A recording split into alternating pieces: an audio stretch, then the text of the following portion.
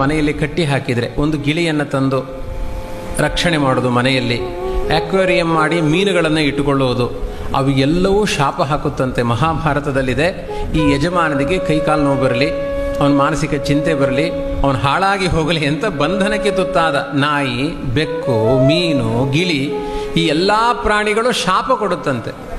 ಇಷ್ಟಾಗಿ ಈ ಪಾರಿವಾಳ ಗಿಳಿಗಳೆಲ್ಲ ಮನೆ ಒಳಗಡೆ ಬಂದು ಏನಾದರೂ ಗೂಡು ಮಾಡಿ ಮೊಟ್ಟೆ ಇಟ್ಟರೆ ಅಕಾಲ ಮರಣ ಬರುತ್ತೆ ಅಂತ ಸೂಚನೆ ಇದು ಅಂತ ಹೇಳಿದ್ದಾರೆ. ಹಾಗಾಗಿ ಅವುಗಳನ್ನೆಲ್ಲ ಅತಿಯಾಗಿ ಪ್ರೀತಿಸಲಿಕ್ಕೆ ಹೋಗಬಾರದು. ಅವುಗಳು ಪ್ರಕೃತಿಯಲ್ಲಿ ಬದುಕಬೇಕಾದದ್ದು. ಆದರೆ ಪ್ರತಿಯೊಂದು ತಿನ್ನುವ ತುತ್ತಿನ ಜೊತೆಗೆ ಈ ಯಜಮಾನನಿಗೆ ಒಳ್ಳೆಯದಾಗಲಿ ಅಂತ ಆಶೀರ್ವಾದ ಮಾಡುವ ಏಕೈಕ ಪ್ರಾಣಿ ಹಸು ಮಾತ್ರ. ಇವತ್ತೇನಾಗಿದೆ ನಮ್ಮ ಸಮಾಜದಲ್ಲಿ, ಹಸುವೊಂದನ್ನು ಕಟ್ಟಲಿಕ್ಕೆ ತಯಾರಿಲ್ಲ.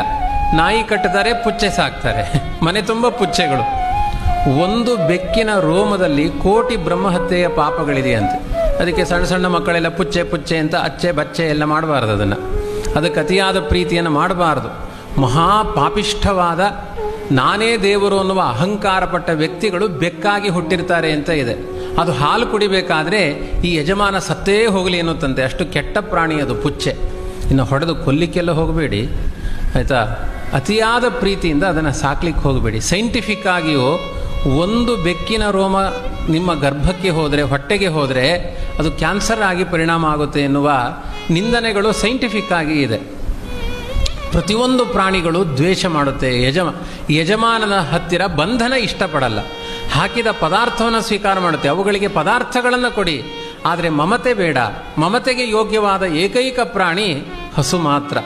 ಪ್ರತಿಯೊಂದು ತುತ್ತಿಗೂ ಯಜಮಾನನ ಮನೆಯಲ್ಲಿ ಬರುವ ಸಮಸ್ತ ಕಷ್ಟಗಳು ಪರಿಹಾರ ಆಗಲಿ ಅಂತ ಪ್ರತಿಯೊಂದು ತುತ್ತನ್ನು ತಿನ್ನಬೇಕಾದ್ರೆ ಯೋಚನೆ ಮಾಡುತ್ತಂತೆ ಹಸು.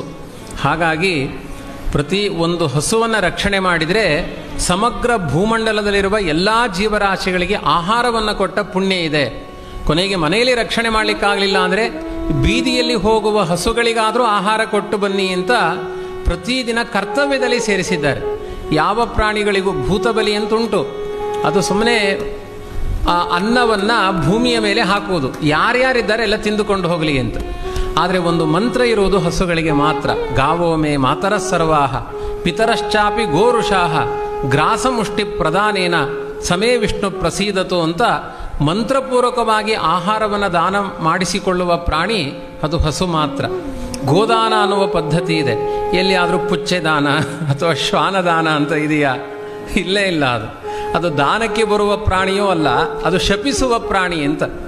ಇದನ್ನು ಯಾಕೆ ಹೇಳ್ತಾ ಇದ್ದೇನೆ ಅಂದರೆ ಇವತ್ತಿನ ಸಮಾಜಕ್ಕೆ ತುಂಬ ರಿಲಿವೆಂಟ್ ಅದು. ಈಚೆ ಪ್ರಾಂತ್ಯದಲ್ಲಿ ಇನ್ನೂ ಕಡಿಮೆ. ನಮ್ಮ ಮೈಸೂರು ಬೆಂಗಳೂರಿನಲ್ಲಿ ಒಂದೊಂದು ನಾಯಿ ಸಾಕುವವನಿಗೆ, ಅದಕ್ಕೆ ನಾಯಿ ವಾಕಿಂಗ್ ಮಾಡಿಸುವವನಿಗೆ 35,000 ಸಂಬಳ ಉಂಟು. ಯಾವ ವೈದಿಕ ಬ್ರಾಹ್ಮಣನಿಗೆ ಇಲ್ಲ. ಇಬ್ಬರು ಹೊಟ್ಟೆ ಹಾಕಬಹುದು, ಬ್ರಾಹ್ಮಣನ ಹೊಟ್ಟೆ ತುಂಬಿಸಬಹುದು. 35,000 ಅದಕ್ಕೆ ಮೂತ್ರ ಮಾಡಿಸಿಕೊಂಡು ಬರುವವನಿಗೆ. ಇಂಥ ಅವಸ್ಥೆಗಳು. ಮತ್ತೆ ಅಲ್ಲಿದ್ದವರೆಲ್ಲ ಮನೋರೋಗಿಗಳೇ ಆಗ್ತಾರೆ. ನಾಯಿಯನ್ನು 5 ವರ್ಷ ಸಾಕಿ ನೋಡಿ, ನಿಮಗೆ ಮನೋರೋಗ ಜಾಸ್ತಿ ಆಗುತ್ತೆ ಅಂತ ಹೇಳಿದ್ದಾರೆ. ಹಸುವನ್ನು ಸಾಕಿ ನೋಡಿ, ನಿಮ್ಮ ಮನೆಯಲ್ಲಿ ಬೇಕಾದಷ್ಟು ಸಂತಾನ ಅಭಿವೃದ್ಧಿ ಆಗುತ್ತೆ, ಮನಸ್ಸಿಗೆ ಶಾಂತಿ ಸಿಗುತ್ತೆ ಅಂತ ಹೇಳಿದ್ದಾರೆ. ಇದನ್ನು ನಮ್ಮ ಸಮಾಜ ಅರ್ಥ ಮಾಡಿಕೊಳ್ಳಬೇಕಾಗಿದೆ. ಕಾರಿನಲ್ಲೆಲ್ಲ ಸಿಟಿಗಳಲ್ಲಿ ಪಕ್ಕದಲ್ಲಿ ಹೆಂಡತಿ ಕೂತ್ಕೊಳ್ಳೋದಿಲ್ಲ, ಹೆಂಡತಿ ಮನೆ ಕಾಯ್ತಾ ಇರ್ತಾಳೆ. ಆ ನಾಯಿ ಪಕ್ಕದ ಸೀಟಲ್ಲಿ ಕುಳಿತು ನಮ್ಮ ಎಂಚ ಅಂತ ಹೇಳ್ತಾ ಇರುತ್ತದೆ, ನೋಡಿ ನಾನು ಆ ಗಂಡನ ಪಕ್ಕದಲ್ಲಿ ಕೂತಿದ್ದೇನೆ ಅಂತ. ಇಷ್ಟೂ ಒಂದು ಅವ್ಯವಸ್ಥೆಗಳು ಇವತ್ತಿನ ಸಮಾಜದಲ್ಲಿ ಇದೆ.